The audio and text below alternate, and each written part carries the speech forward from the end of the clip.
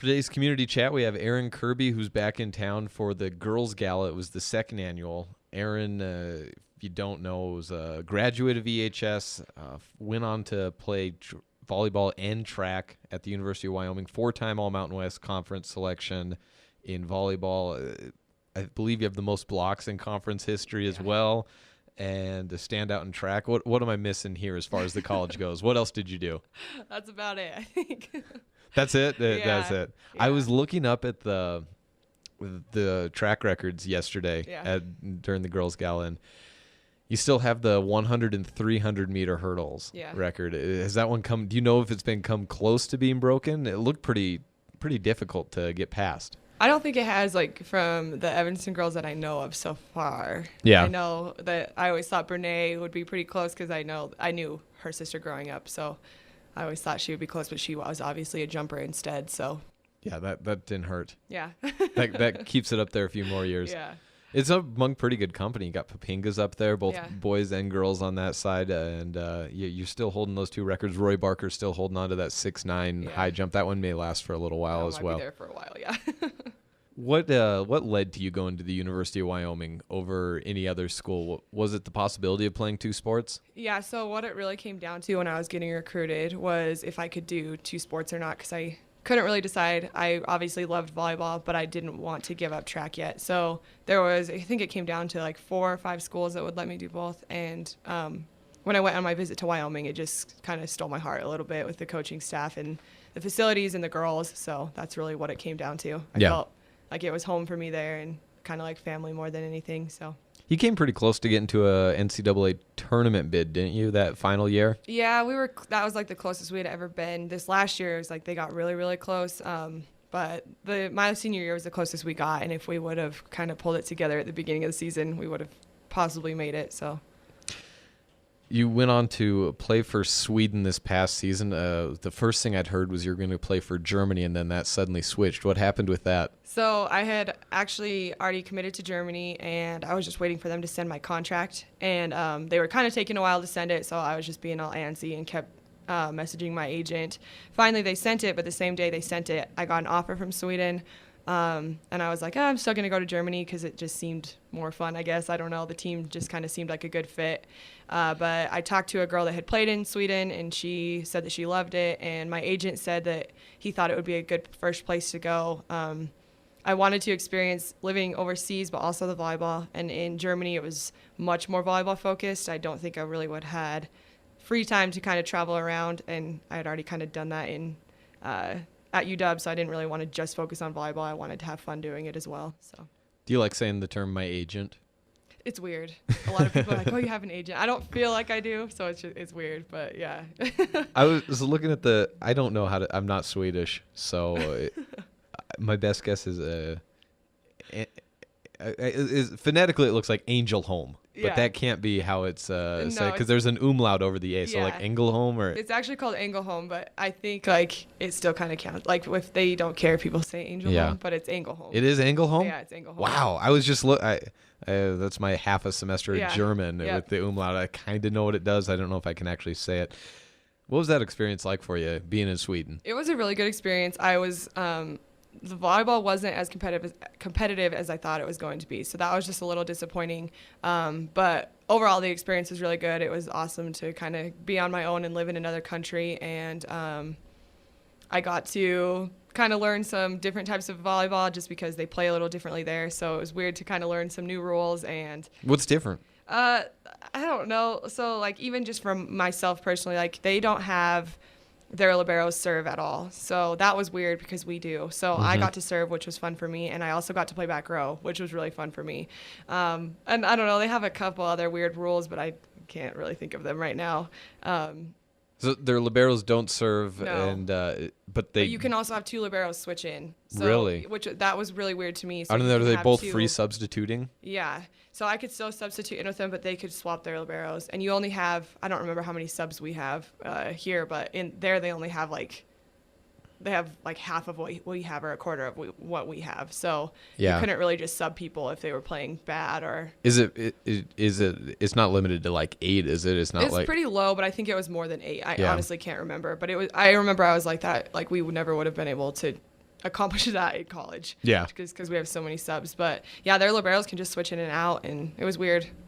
You took someone with you, didn't you? You had a friend with, so you weren't all alone on this trip? Well, I was alone. I went alone, Yeah. and then one of my friends came and visited in December, like right before. This was when I like had kind of hurt my back, so I wasn't really playing. So it was kind of perfect because she got to come and kind of just spend some time with me without me just going to practice and stuff all the time. Mm-hmm. But yeah, she just wanted to come for Christmas, and so she came and visited. And Yeah. But she was there for 2 weeks, which was a long time. Yeah. But when you're there for that long alone, I was like, oh, finally someone I know. Well, not just alone, but in a different country. And Yeah. Was it hard finding English speaking or not so much? No, everyone asked me that, and actually everyone there speaks English. Yeah. Besides like the older population. So like at the store, sometimes that was hard. I would ask like what the normal milk was, and they were like, I don't know. They would get nervous and not talk to me because they acted like they didn't know English, but most of them probably actually did. And then the only hard thing was my roommate. So I had one roommate when I very first got there, and she was from Brazil, and she didn't speak any English. She just spoke Portuguese. So, I mean, she spoke a little English, but not enough to communicate. So that was a little challenging, but we actually ended up being really, really close friends. I probably learned more Portuguese than I did Swedish. So. You said it was a long season. Yeah. That's is something that you wouldn't want to go through and do probably again is that long of a season. No, it's like even so right before I left, they got another American girl, which was really fun. And until I found out I couldn't play and had to leave, that was unfortunate. But it was, she says if she were to play again and I'm on the same page, that it's just too long compared to college, especially because the season is only from basically August till whenever you're done in November, December. It was just too much. The beginning wasn't competitive. It was just a few games here and there and practices, and it was just not worth, like, the first 2 or 3 months weren't worth anything really. So this is something I've wondered because you go into sports, and like you've gone on to college, you've gone and played a year professionally, and now you get to come back to the hometown and basically be a public speaker for all of these events. When you come back in, if there's anything going on, I'm sure a lot of times you get called, Aaron, can you do this? And you always do. I see you everywhere helping out these young kids. What I want to know is, what was your public speaking background before this? So obviously throughout high school, I didn't really do a ton of public speaking. It was more just like interviews after games and stuff like that. So that was fine as I got older. Public speaking, I didn't really start. The first public speaking thing I ever did was one of my public speaking classes in college, and I hated it. I was like, oh, I hate this so much. And we only had like 20 people in the class, but I wasn't very like comfortable public speaking. But as I went throughout college, I think just trying to be like an advocate for the girls, even just in Laramie and here, like you just kind of get a little bit more comfortable talking. I had more comfort talking about what I was doing because I was living through it. It was something I actually enjoyed talking about.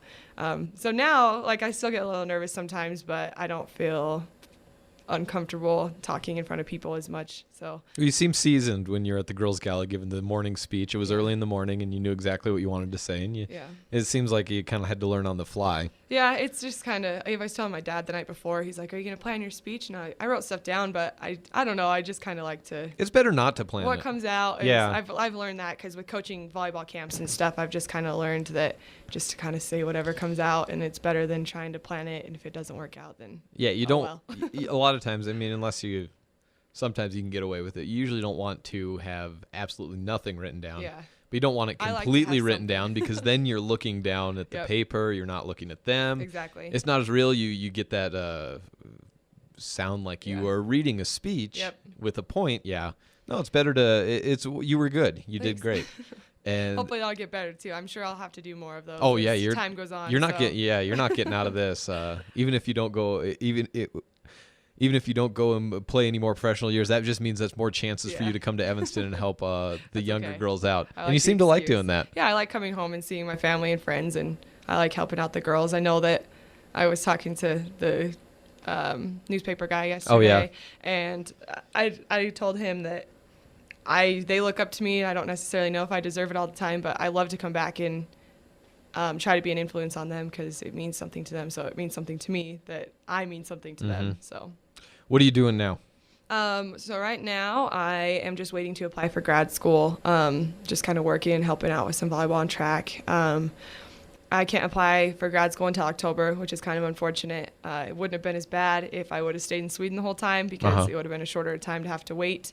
But now I have to wait till October. I can't even start till like the next fall. So I have like a year till I can really even get going with stuff. But I've never had a break, so it's kind of okay. Yeah. Yeah, that'll be nice. What schools are you maybe wanting to look at? I'll apply to UW because I just like being there, and I could maybe find a grad assistant position there, which would be really good for me.